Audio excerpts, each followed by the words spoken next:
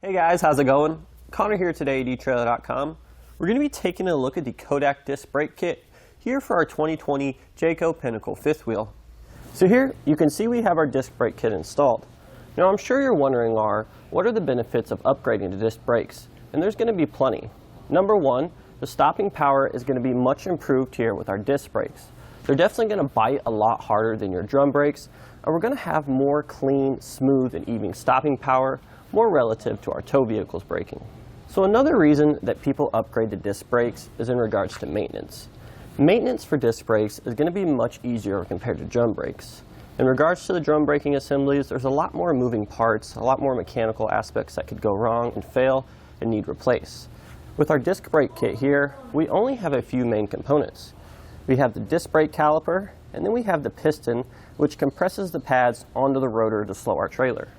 So another feature that I really like about this disc brake kit in particular is it allows us to use an oil bath system. Now the oil bath lubrication system, in my experience, it's just going to be a lot less hassle. It's going to be a lot less messy as well when compared to grease. We don't have to worry about packing our bearings. We simply undo this plug right here, squirt some oil into our hubs, give it a couple turns to let everything work into place, and as long as we're at the fill line there, we're good to go. So another nice feature about this particular kit here is we actually have the larger 9/16" wheel studs. Now this is going to allow for more weight. They're going to be more durable than the standard 1/2" studs, which you probably have and will be replacing.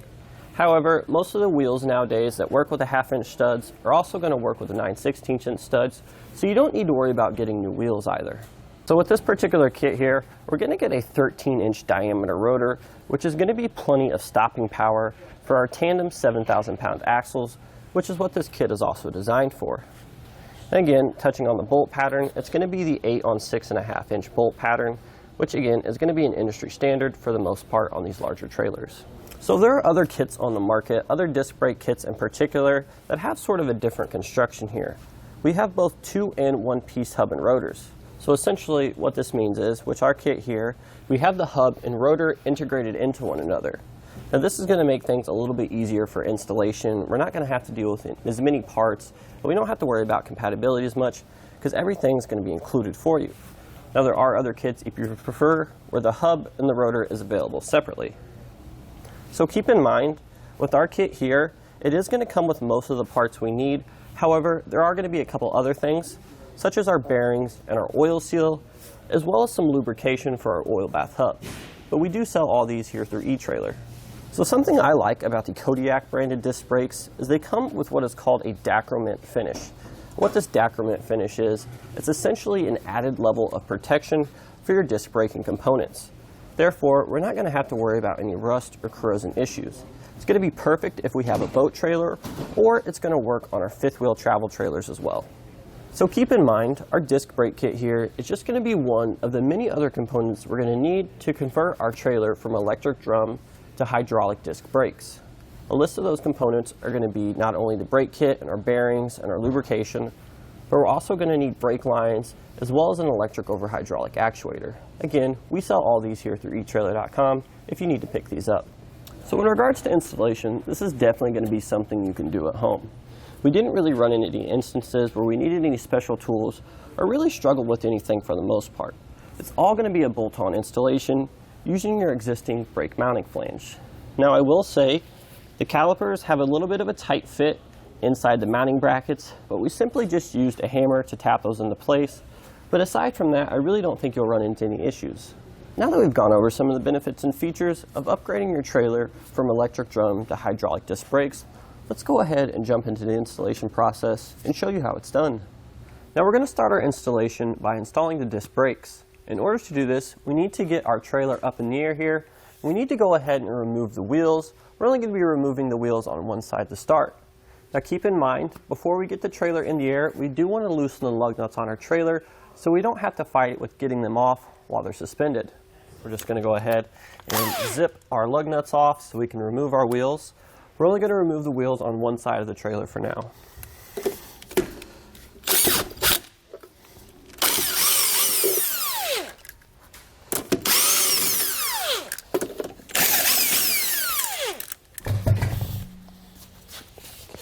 So now that we have our wheels off, our first step here is going to be to remove our grease cap. In order to do this, we're going to have a flathead screwdriver and a hammer. We're going to try to lift the flanges from the outside here. You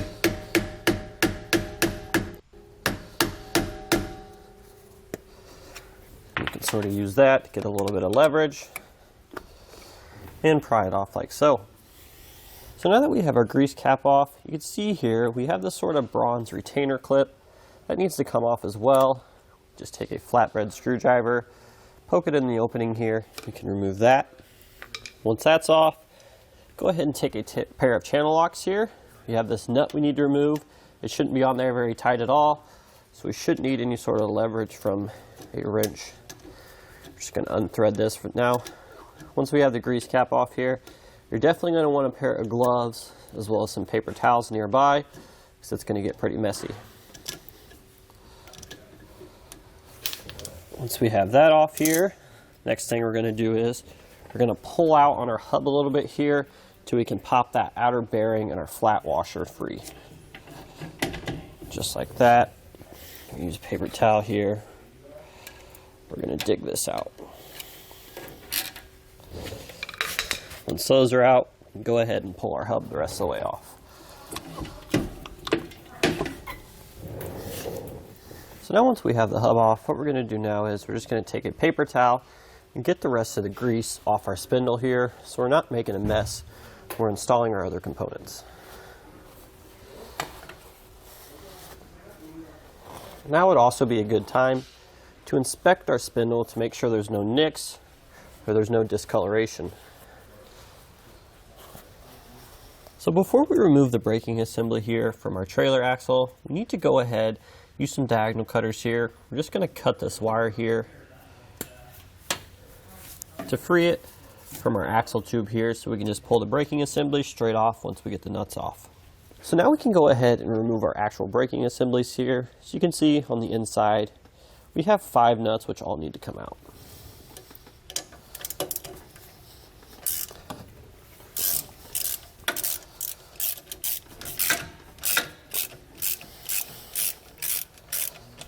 Once we have that last nut removed here, we can go ahead and remove our braking assembly here. Just like that. So now the next part of our installation here, we can go ahead and install our disc brake mounting flange here. The opening here that our caliper mounts to, these 2 bolt holes here, we want facing the rear of the trailer. We also need to make sure that these 2 ears here are going to be facing outward. So it should only line up one way here. So there's not too much we can do to mess this up. It's just a matter of aligning all the holes here. Just like that.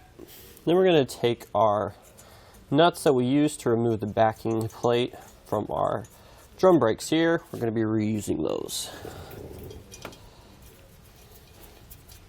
Then we're going to tighten these up with our ratchet here. And we're actually going to come back and we're going to torque everything down as well.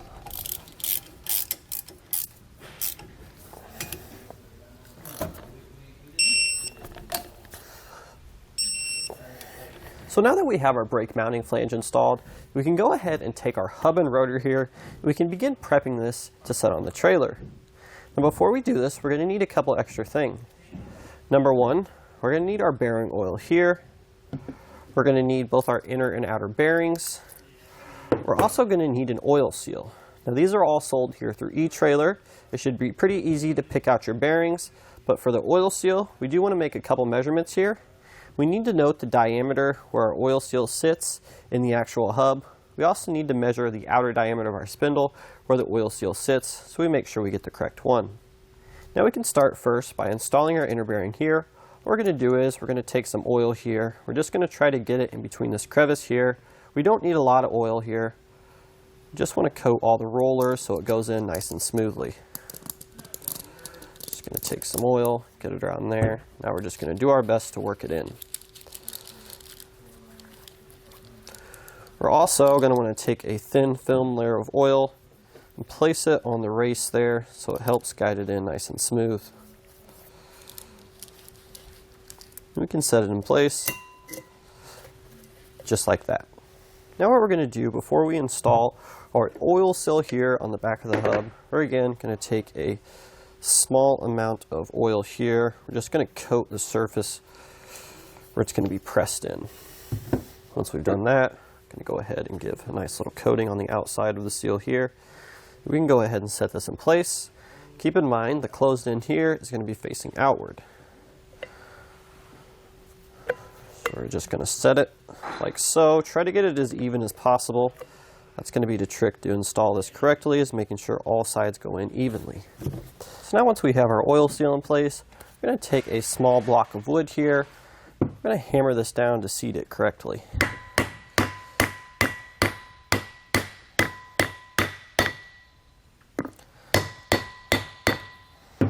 And we're just going to check to make sure it's flush on all sides, and it did, in fact, seat evenly. So it looks like we're good to go there. So now we're going to flip our hub around here. And at this time, if we wanted, we could go ahead and lube up our outer bearing here and set it into place. But we're going to hold off on that now until we get the hub on our spindles here. We're just going to go ahead and repeat this process of installing the inner bearing and our oil seal for the rest of our hubs. So now we can take our hub and rotor here, we can set it on the spindle, and we can take our outer bearing here, go ahead again, just give it a nice good coat of oil here, not too much, but go ahead and stick this in place. Everything may not fit all together right now because we still have to seat our oil seal around back. But we should be able to get everything in place without doing that just yet. So then we can take our D-ring washer. Keep in mind, we're going to be reusing this. Set that into place. And for this next part there, we have a couple threads. I'm going to go ahead and thread on our nut here. But we are going to have to seat the oil seal as much as we can to get this to go all the way down. Just like that. So now that we have everything mocked up into place, what we're going to do is we're going to go ahead and tighten our nut down here, which is going to help us seat the oil seal in the back, and it's going to go over the spindle correctly. We have a couple different options for this. The most accessible option would be to take a pair of vice grips here. What we're going to do is just going to work the nut back and forth, tightening it, loosening it, tightening it in order to really seat that oil seal there. And the other option we have here, which is going to be less accessible, but probably easier on you because you don't have to worry about the wrench slipping here, or the pliers slipping, is to take a 1.5 inch socket, sort of just do the same thing we were doing here. So we're going to tighten all the way down as much as we can in order to seat the hub, the oil seal on the spindle, and we'll just come off and we'll keep tightening it, keep loosening it until it's seated all the way.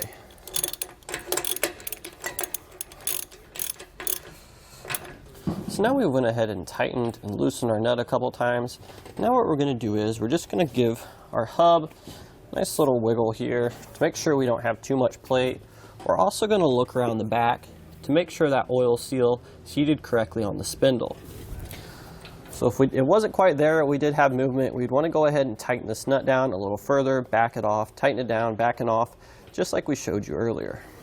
However, it looks like we're about good as far as seating the oil seal. So now we're going to tighten it about 1/4 of a turn, just very so slightly, so we have the right amount of pressure. And we're going to spin our hub here to make sure it's not too tight or we don't have any rattling or movement. But it looks like that's about good. So now that we have our nut tightened properly, we can go ahead and clip on our retainer here, making sure we align the tab with the flat spot on our spindle here.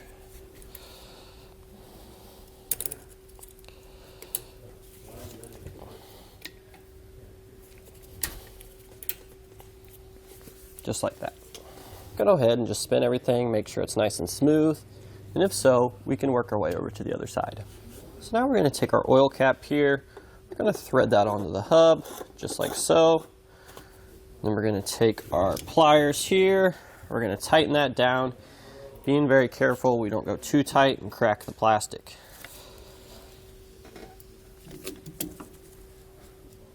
That should be good. I'm going to go ahead and take out our plug here using a flathead screwdriver.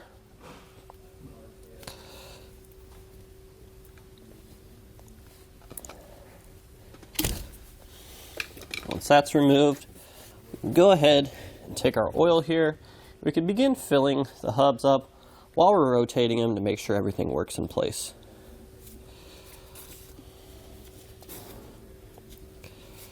So now that we have our fill line here and it's just starting to slowly leak out, we can go ahead and reinstall our plug. Again, we need to do this on the other side as well. So as you can see here, our oil level did actually go down a little bit over time. That is going to happen. So we're going to frequently take the cap off, add more oil, spin the hub, and keep doing that until our oil line doesn't drop anymore. So the next step here, we can actually install our disc brake caliper.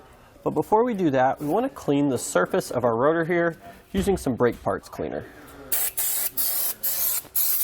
Get all of our fingerprints and all that leftover oil and dirt off the face of our rotor. Make sure we do the back side as well.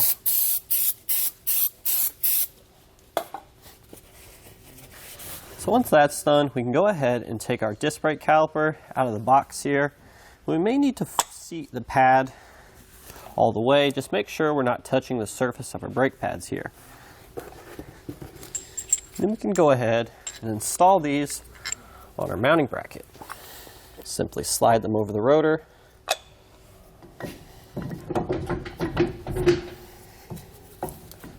So it was a pretty tight fit getting our caliper up in the guides of our bracket here. So we just went ahead and took a hammer, just lightly tapped it the rest of the way into place so everything will line up. So now that we have our caliper in place, we've aligned our bolt holes here, we can go ahead and insert our bolts here and tighten them down with a 1/2 inch socket. Keep in mind we do want to work our way back and forth through each bolt so we can tighten them as evenly as possible.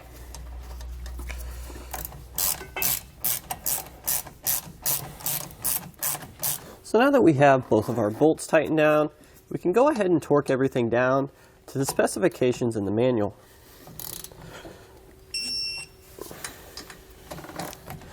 And once this is done, we can again repeat this process on the other side.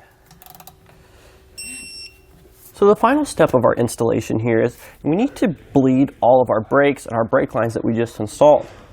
Now in order to do this, we're going to need a couple things. We're going to need a 5/16 inch wrench. We're also going to need some sort of air trap device so we don't have air sucking back in the bleeder screws. We're just using an empty bottle here with some hose. So what we're going to do is, we're going to need a helper for this. We're going to need someone at the front of the trailer, and we're going to need to signal them when we want to engage the brakes. We showed you a couple methods for that earlier. You could use the brake controller on the vehicle, or you can use the breakaway switch. So what we're going to do is, keep in mind we want to start at the rearmost braking assemblies and work our way up. We're going to place our hose over the top bleeder screw here as best we can, and we want to take our wrench and we want to begin to loosen that. And then we can give a signal to our helper. Okay, you can go ahead and engage the brakes. And what we're looking for is a steady stream of fluid. When we have a steady stream of fluid, we know that our brakes have been bled correctly. So now that we have one of our disc brake calipers bled, we want to go ahead and repeat this process on the other side, starting with our rearmost axle, then work our way forward. And now that we have everything buttoned up, that's going to do it today for our look and installation of the Kodiak disc brake kit here for our 2020 Jayco Pinnacle Fifth Wheel.